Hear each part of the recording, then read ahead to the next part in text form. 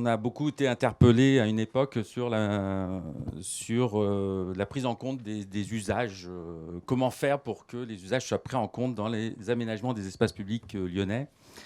Récemment, je travaille moins sur les espaces publics, mais sur un objet qui est beaucoup moins sympathique et moins fun, on dirait, qui s'appelle la gestion des eaux pluviales. Alors là, pour faire parler les usagers, c'est déjà beaucoup plus rigolo. Alors, il y a toujours un truc, j'étais architecte dans ma vie antérieure, il y a toujours un truc qui m'a étonné, c'est quand on dit, s'il vous plaît, tenez compte des usages quand vous faites quelque chose, c'est-à-dire une construction, un aménagement, comment serait-il possible de faire autrement ? Ça, c'est une chose que je me suis toujours posée. Moi, en tant qu'architecte, j'ai toujours fait pour des usagers, c'est-à-dire pour un usage, pour quelque chose.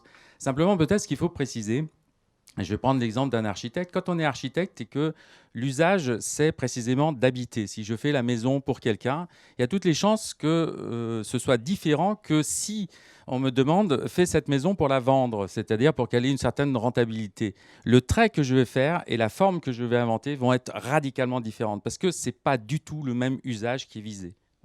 Donc à partir de là, on ne va pas inventer le même espace, le même dispositif, puisque la question de l'usage est différente. Donc il faut faire attention à la question des usages. Il se peut que dans les aménagements que l'on produit, les usages qui sont réels ne sont pas fatalement ceux qui sont énoncés. Et peut-être que parmi les grandes contradictions qu'il y a et dans les messages que l'on fait, dans les espèces de paradoxes dans lesquels on se trouve en concertation notamment, c'est précisément d'être sur un double jeu, c'est-à-dire de ne peut-être pas dire exactement ce pourquoi les choses sont faites et faire dire aux gens ce qu'ils attendent qu'on ne peut pas faire. Et je pense que là, il y a un souci paradoxal. Mais ça, c'est une digression, désolé, j'ai déjà bouffé mon temps. Bon, donc je reviens sur des travaux que nous avions menés à l'INSA de Lyon. Et en fait, on s'est vite rendu compte, quand on essaye de regarder comment justement prendre en compte les usages, une des grandes difficultés que vous avez soulignées vraiment très justement, c'est toute la difficulté qu'il y a à prendre en compte les usages et les dires des individus. C'est-à-dire, c'est pas que les dires des individus sont idiots, inintéressants, etc. Mais de toute façon, si vous avez 1000 individus qui s'expriment, il va bien falloir faire une réduction quelque part. Et là, c'est là que commence le problème, parce qu'il faut transformer en fait toutes ces opinions en règles d'engendrement d'espace, en matériaux, comme disait un architecte, en matériaux du projet. Et là, à ce moment-là, il y a des gens qui prennent le relais. Et quelles sont leurs légitimités de faire dire à tel argument qu'il est meilleur que tel autre. Et là commence à être le problème. Et tout se passe, de plus, les réductions se font non pas en fonction des données individuelles, mais en fonction de ce que chaque individu rapporte au commun. C'est-à-dire qu'on tient compte de ce qui est commun dans le discours de tous les individus. Donc on ramène au collectif très souvent quand il s'agit de faire les réductions du travail. Donc tout se passe comme si l'individu était observé comme le siège des activités collectives.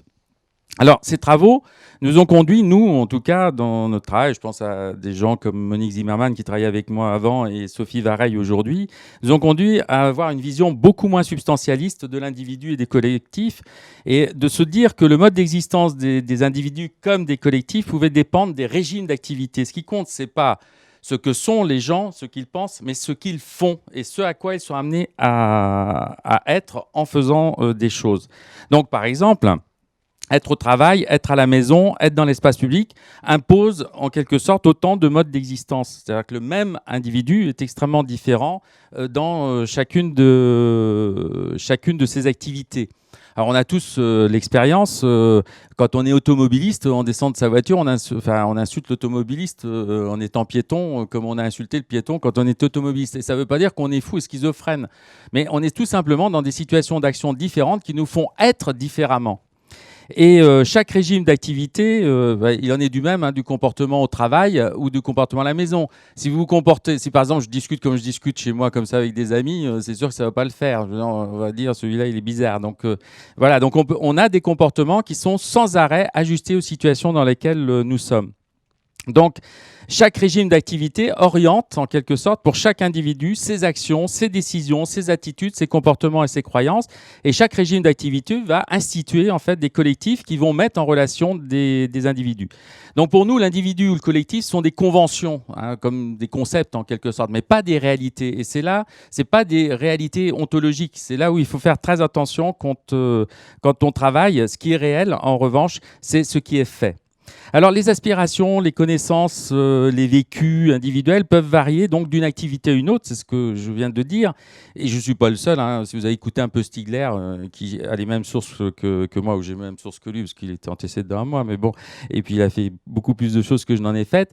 En fait, les activités se déroulent toutes selon des agendas. C'est-à-dire, il est légitime de faire des choses. On s'attend dans la ville à ce que des scènes se déroulent à telle heure, tel jour, à pas n'importe quel jour. Ce qui se passe le samedi n'est pas ce qui se passe le mercredi, etc. Et le jour et la nuit, et le matin et l'après-midi. Et entre le matin et l'après-midi, il se déroule des activités qui sont dans des temps, hein, dans des agendas. Et ces activités ont la particularité d'impliquer des espaces et des objets et des dispositifs techniques qui sont appropriés à ces activités.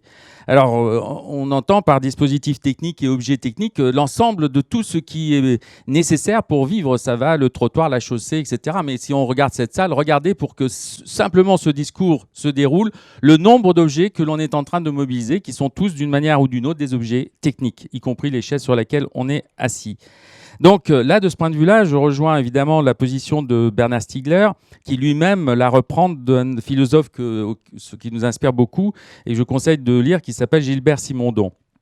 Donc, tous nos travaux autour de la requalification des espaces publics et de la prise en compte des usages nous ont conduit à nous intéresser plutôt au rôle des objets techniques, des dispositifs techniques dans les modes d'existence individuels et collectifs.